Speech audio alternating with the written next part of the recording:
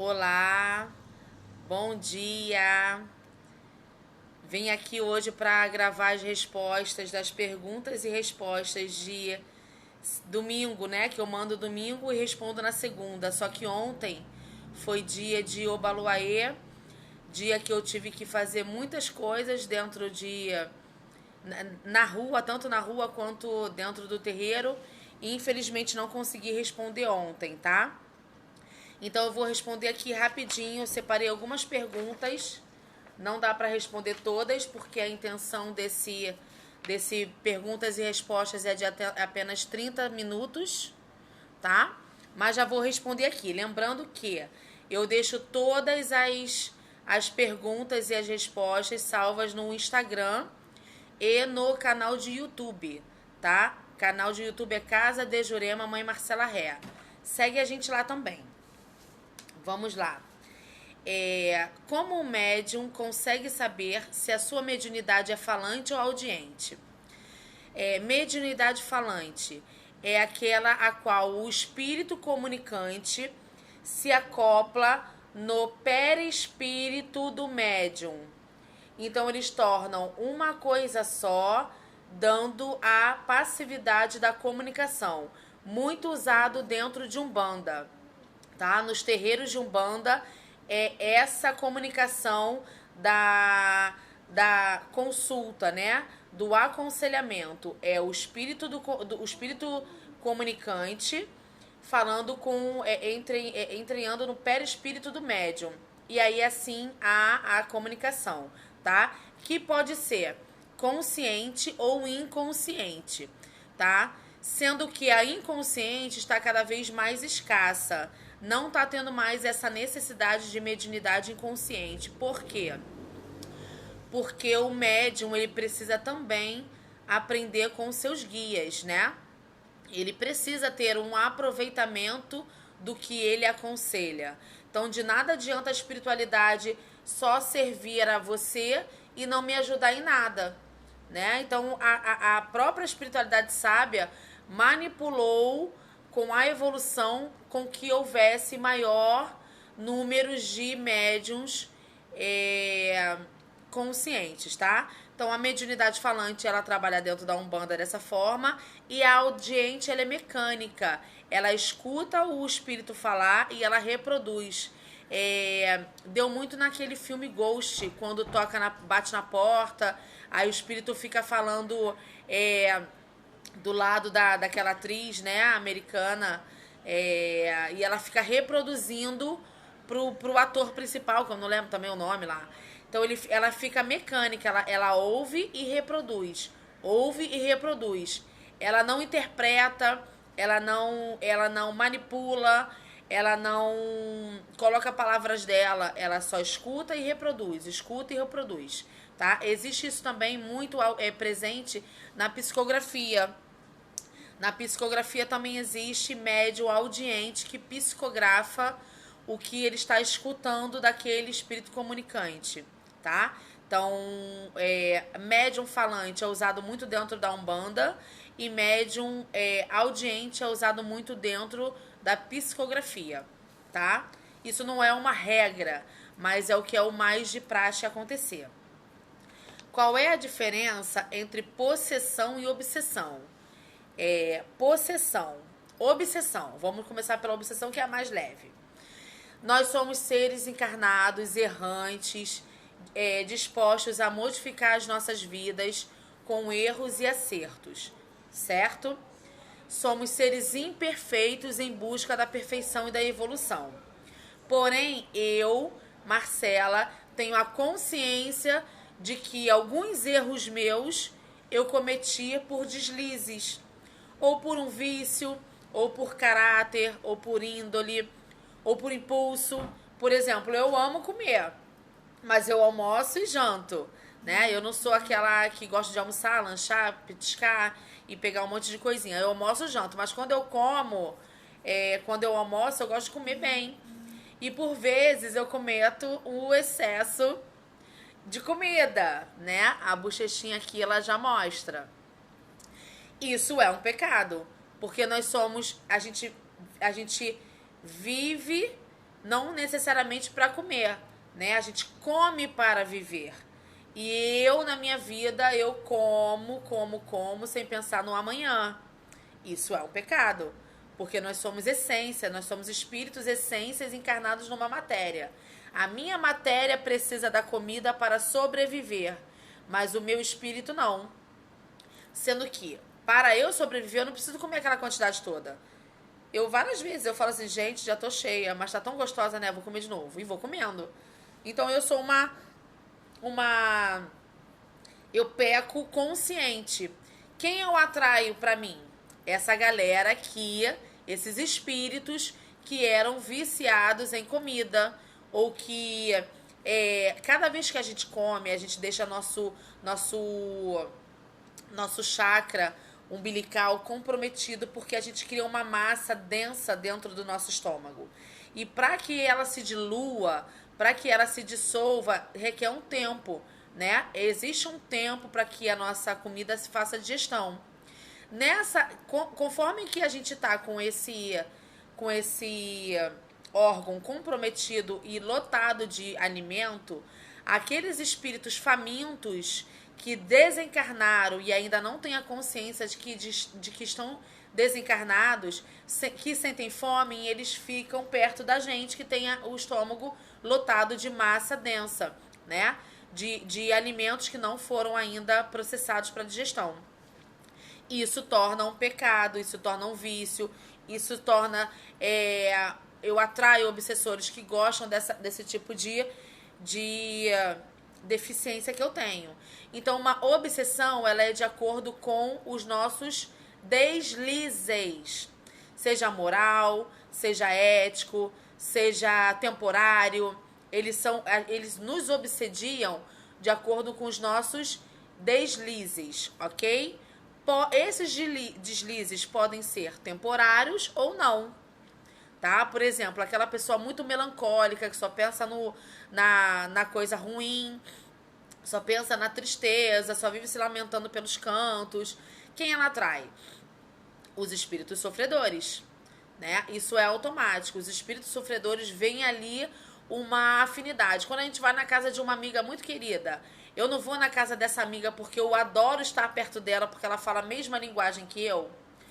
Os espíritos obsessores melancólicos se aproximam de pessoas melancólicas, ok? Tá? Eles se aproximam. Opa, Marcela hoje tá muito triste. É como se a gente fosse uma antena, né? Eu sou uma antena que tô emanando uma energia da tristeza, da melancolia. A rua tá perto da minha casa. Vamos botar uma historinha. A rua tá aqui. Opa, tem algum canal querendo me sintonizar ali. Aí eles vêm se aproximando, como se eles estivessem procurando, buscando aquela sintonia. E acham, quando acham, eles ficam perto. Eles não ficam dentro de nós, eles ficam próximos de nós, tá? Senão não teria o nosso anjo da guarda, os nossos orixás, os nossos guias, que tomam conta muito maior de nós do que a gente pensa, tá? Porque eu não sou assim. Eu estou melancólica, tá? Eu estou melancólica, é passageira. Essa estar melancólica, ela pode ter um tempo maior ou menor, mas eu estou melancólica. Então, eu estou obsediada, tá? Então, a obsessão, ela pode ser temporária. Ou seja, ela não é períodos intensos e nem muito longos naquele mesmo dia, naquela mesma fase, tá? Mas eu posso amanhã estar melancólica de novo e eu atraio esses mesmos obsessores e ainda trago mais, tá? Então eu estou obsediada. Temporário. A possessão é quando quando eu consciente, tá? A possessão, voltando para a obsessão nem sempre ela é do mal, tá bom? Por exemplo, um espírito que adora comer, ele não é do mal.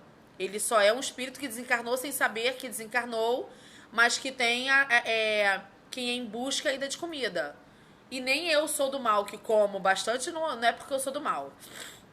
A possessão já é diferente. A possessão é aquele espírito que tem a mente muito enraizada em um pensamento fixo de vingança, de ódio, de, de suicídio, de ser drogado intensamente, né, todos os dias.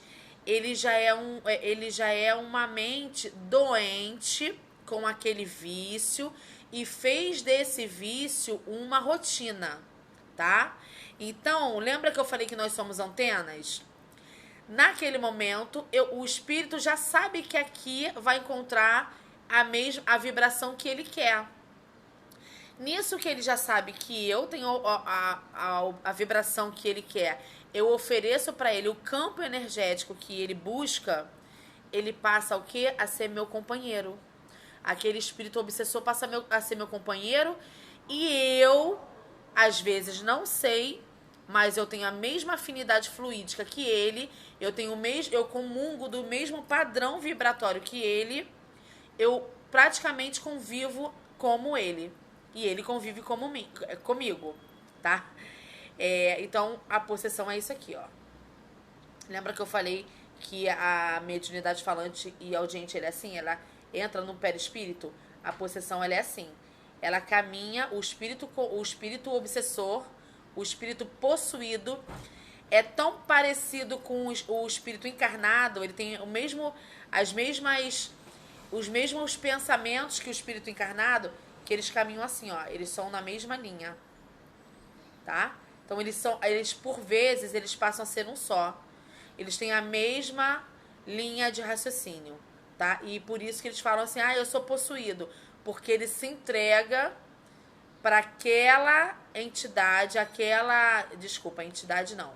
Aquele espírito servir pro mal ou se servir por comunhão dele mesmo, tá? Então, eles são um único só. Possessão é a vibração de dois espíritos da mesma sintonia, consciente, né? E até aquele, por exemplo, viciado que quer sair das drogas, enfim.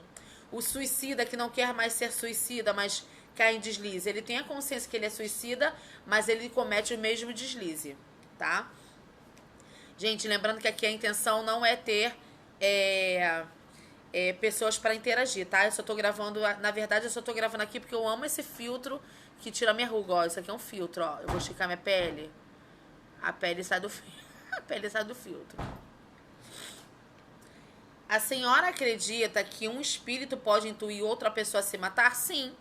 Lembra que eu acabei de falar de possuir, de possessão?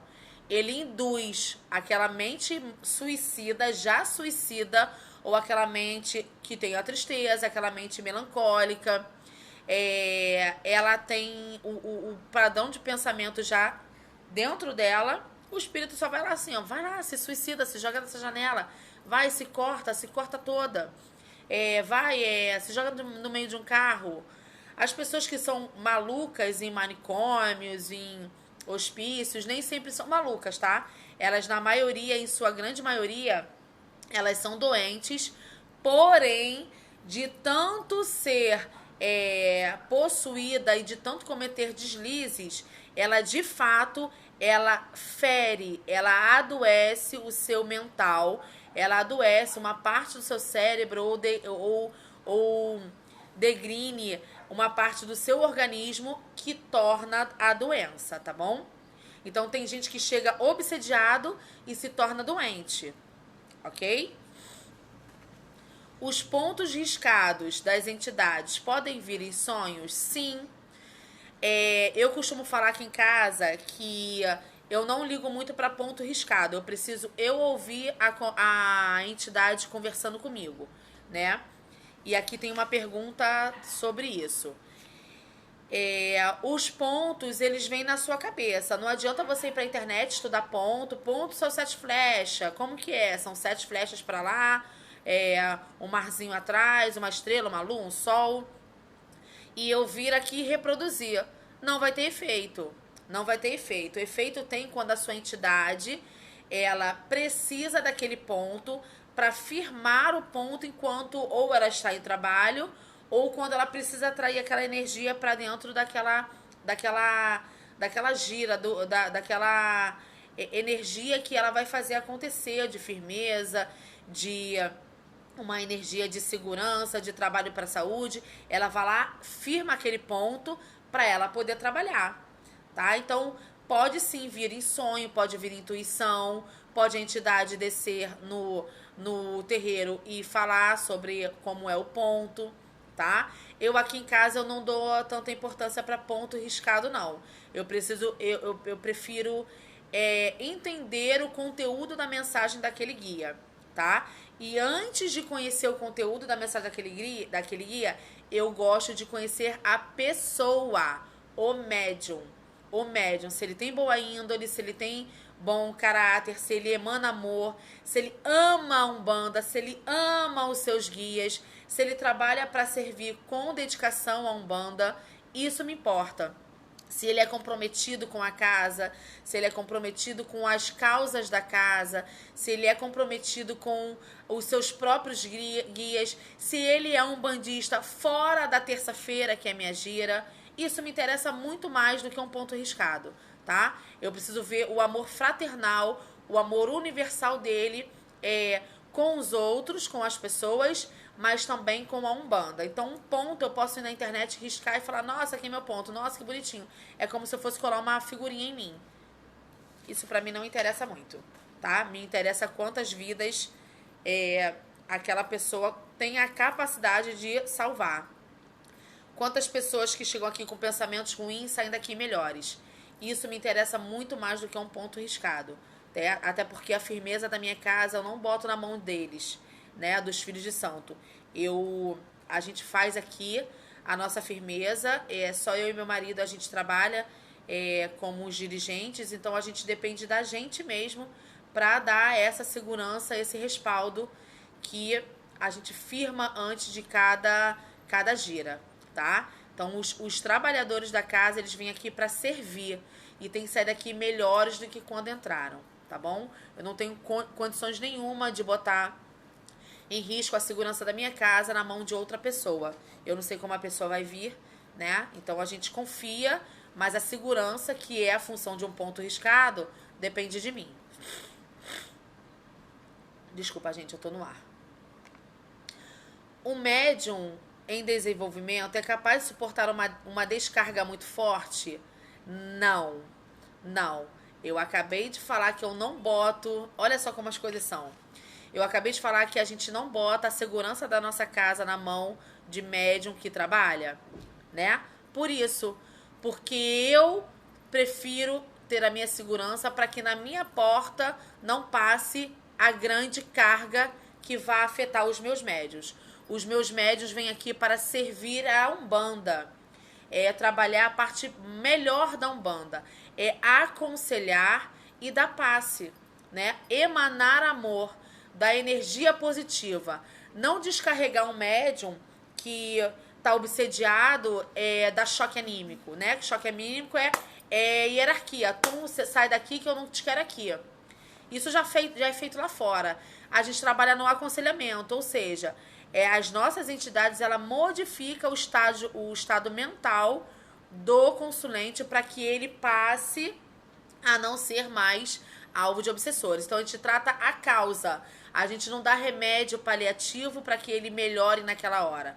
A gente tenta transformar o indivíduo com a mensagem de luz que o guia passa, tá? O propósito da nossa casa é aconselhamento para que você modifique... Oh, gente, eu fui coçar meu nariz ao filtro. Para que você modifique a sua forma de agir, a sua forma de pensar, para que você não atraia os espíritos obsessores que atrapalham a sua vida, tá bom? Tudo tá interligado hoje, né? O que devemos fazer para participar de uma corrente mediúnica? Bom, primeiro você tem que frequentar bastante o terreiro que você gosta. Primeiro você tem que ver se aquela família espiritual é uma família que te interessa fazer parte, porque entrar para Umbanda não é só trabalhar no dia da gira. Entrar para Umbanda é abraçar a causa da Umbanda, entender a ancestralidade, entender que nosso povo que trabalha hoje na Umbanda, A Umbanda codificada só tem 112 anos, né? Mas existem espíritos trabalhantes, trabalhadores, né, na nossa seara de mediunidade positiva há muitos séculos atrás, né? É entender que a nossa ancestralidade ela vem da África, nossos orixás eles vêm de matrizes africanas há milhares de anos.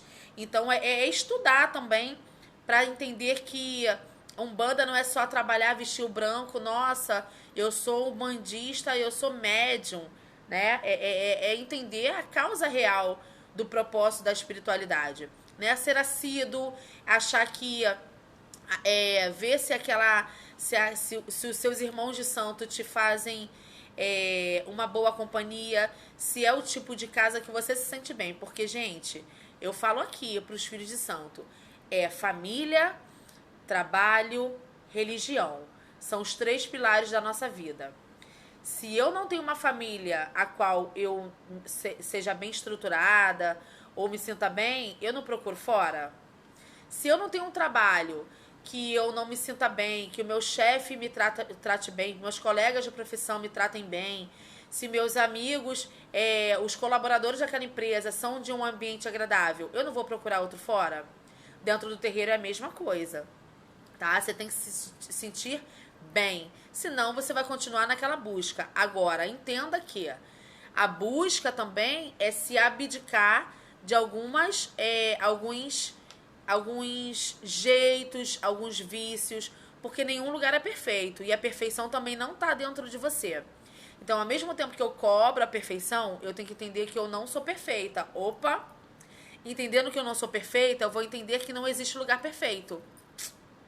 Tá? Assim você consegue uma boa estadia em qualquer casa. Mas antes, gente, veja bastante se é realmente o compromisso que vocês querem assumir para a vida de vocês, tá? Porque, por exemplo, aqui em casa eu não sou muito de fazer ocupar filho de santo para fazer preceitos, para fazer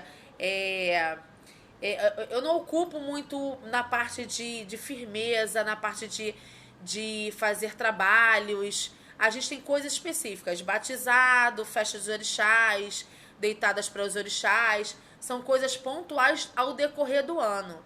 Mas, por exemplo, uma gira acontecer na terça-feira, eu só uso, eu só peço ajuda dos filhos de santo para a gente arrumar um ambiente, arrumar o local, para que a gente consiga fazer uma boa gira de noite, tá? Fora isso, ninguém precisa vir no terreiro nenhum outro dia, tá? Então vê também se aquela casa, ela toma seu tempo numa segunda, numa terça, numa quarta, numa quinta, num sábado, num domingo. Porque aqui em casa eu só disponibilizo da terça-feira, é o que eu preciso de ajuda, tá bom, gente? Eu acho a minha casa muito, não puxando sardinha, porque eu vim de outras casas, eu já passei por 2 casas, só que uma casa, a minha primeira, era a mais puxada. O trabalho mediúnico era segunda e sexta, todo dia 27. Tinha faxina também sábado. Tinha. Na segunda e na sexta, a gente tinha que arrumar terreiro também. Então era uma rotina muito puxada, tá? Eu fiquei 5 a 6 anos lá. Não reclamava, fazia tudo com muito amor, mas porque eu tinha disponibilidade, tá? Eu tinha disponibilidade. Então eu servia ao sagrado com muita fé, com muita raça, com muito empenho e compreendendo que outros irmãos não tinham tanta disponibilidade quanto eu tinha, tá? Não cobrava, não pedia elogios, não pedia méritos, não precisava nada disso. Eu fazia pelo meu sagrado, pela minha disponibilidade. Todas as casas que eu passei, graças a Deus, eu fui muito, muito feliz, tá? Não tenho nada o que falar das casas que eu passei. Pelo contrário, só enaltecer o meu conhecimento.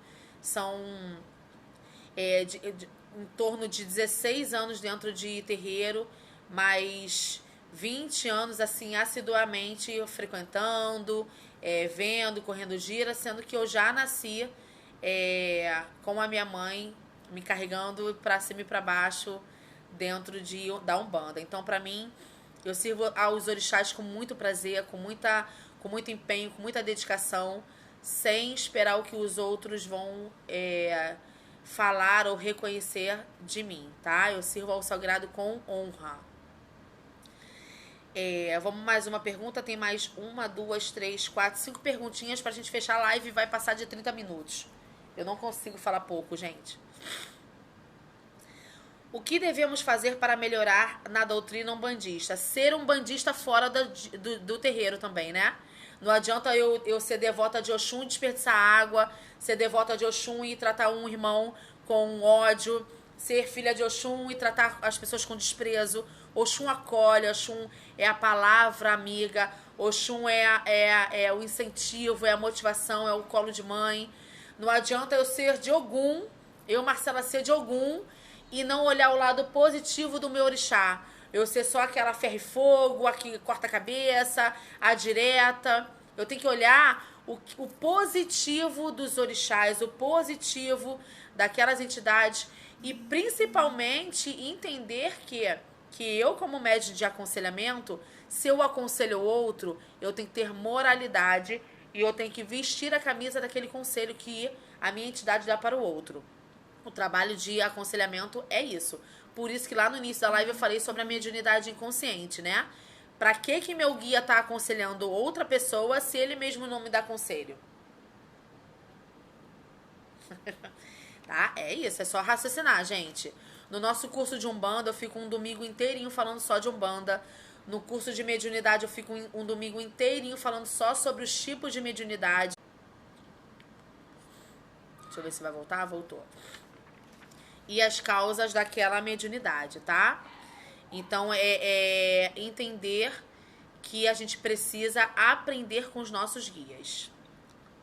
Como saber o momento que o médium estará apto a dar consulta? Assiduidade, frequência, empenho, comprometimento, caráter, moralidade, estabilidade emocional, índole, se ele é estudioso, se ele não é estudioso, se ele entende da Umbanda, se ele não entende da Umbanda, se ele abraça a causa da casa, se ele não abraça a causa da casa, se ele é humilde. Eu olho muito a humildade, eu olho muito a simplicidade, eu olho muito o que aquela pessoa é fora daqui, tá? Principalmente, não me importa se ele é graduado, se ele é mestrado, se ele tem 50 anos de Umbanda, se ele tem 5 anos de Umbanda, se ele entrou ontem pra Umbanda. Gente, aconselhamento é treino, é juntar estudo, conhecimento com prática, tá? Então, eu dou credibilidade para as pessoas que eu confio. Mas da mesma forma que eu dou credibilidade para aquelas pessoas que eu confio, eu tiro a credibilidade também se mijar fora do pinico, tá? Eu fico de olho em tudo que o médium de consulta faz. Eu falo até aqui, que aqui em casa é papo reto, entendeu? Não tem esse mimimi. E as minhas entidades, elas tomam conta dos aconselhamentos. Por hora, ela para, ela começa a olhar, observar, escuta, lê a boca do que tá falando.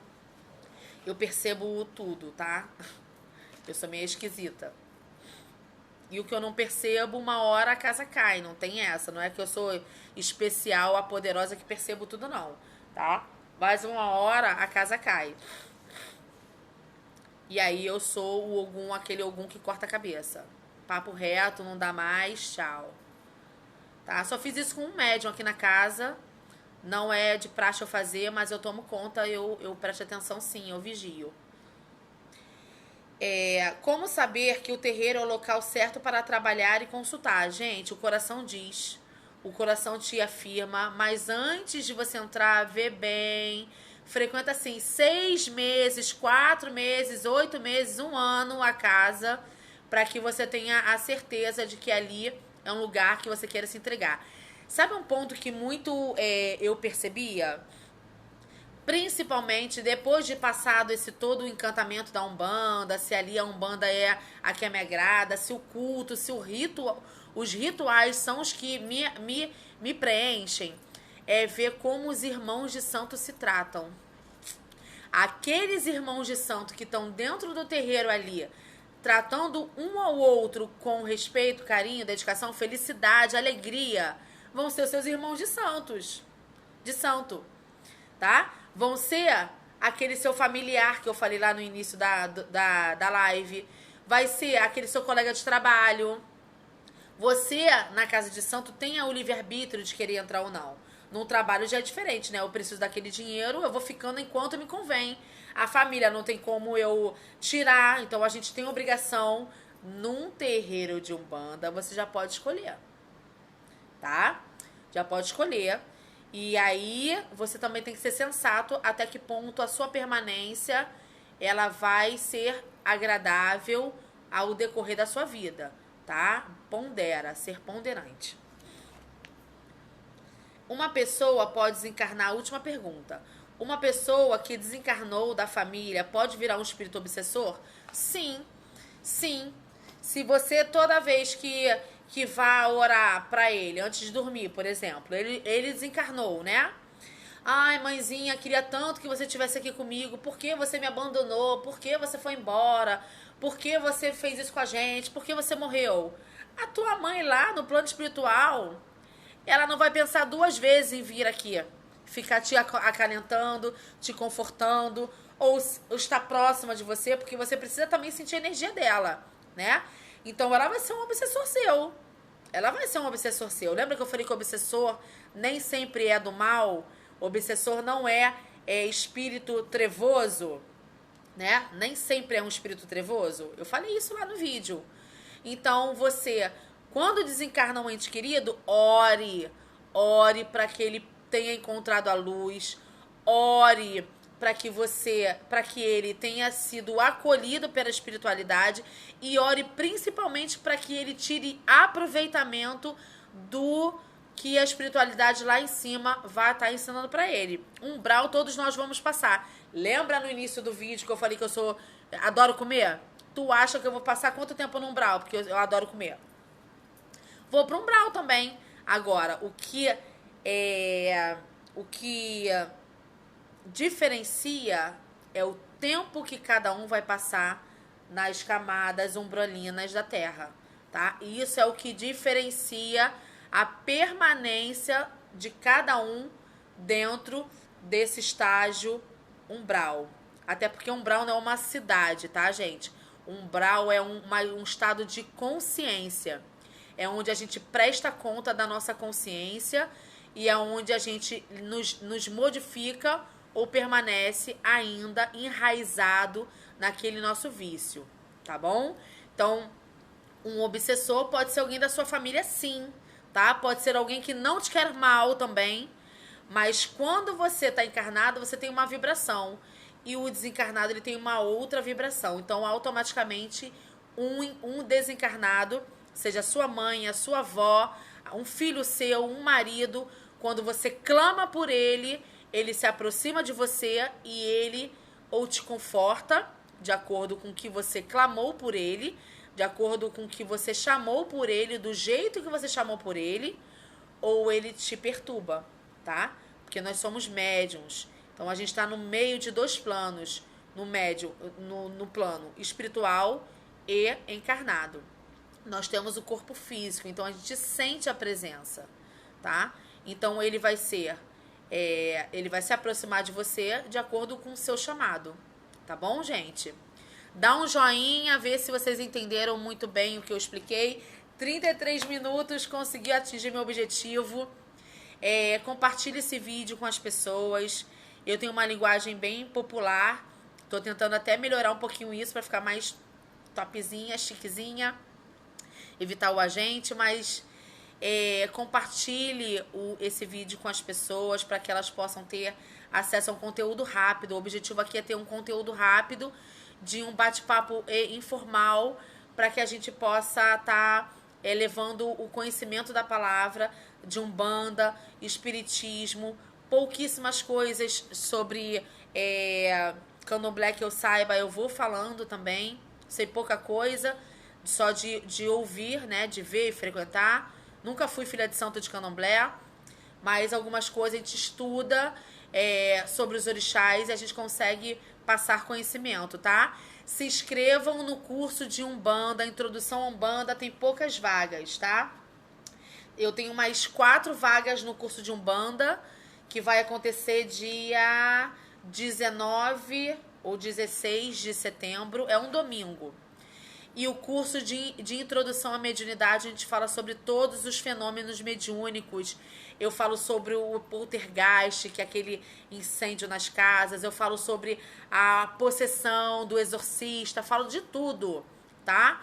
Então são cursos muito bacanas que vocês conseguem ter um entendimento básico, mas que a mente começa a trabalhar, e quanto mais você desperta aquele conhecimento, mais você busca um novo conhecimento, tá? Nossa casa está aberta para todos vocês que desejam conhecer a nossa Umbanda. Não costumo nomear a nossa Umbanda como X ou Y, mas eu falo que a nossa Umbanda é mais de esclarecimento, de trabalho para acolhimento e amor ao próximo, tá?